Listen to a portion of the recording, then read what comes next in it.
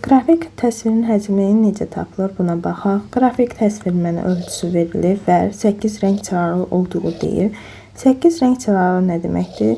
N bərabərdir 8. Bunu 2-nin qüvvəti şəklinə salıram və 2 üstü 3 edir. Burada mən bilirəm ki, 1 pikselim 3 bitdir.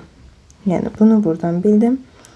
Daha sonra 1024'ü 2 üstü 10 şəklində yazıram. Yəni 2 üstü 10 vurulsun 2 üstü 10. Daha sonra bunu vururam 3 bitə.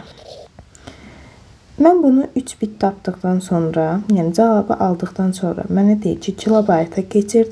Mən bunu indidən kilobayta keçirdəcəm. Hesablama sadə olacaq.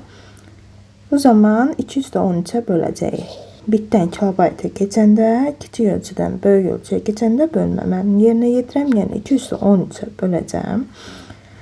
Və ixtisarıma aparıram. Yuxarıda 7, yəni 2 üstü 7 vurulsun 3. Bu da 128 vurulsun 3 edir. Yəni 384 kilobayt etmiş olur cevabımız. Bu şekilde.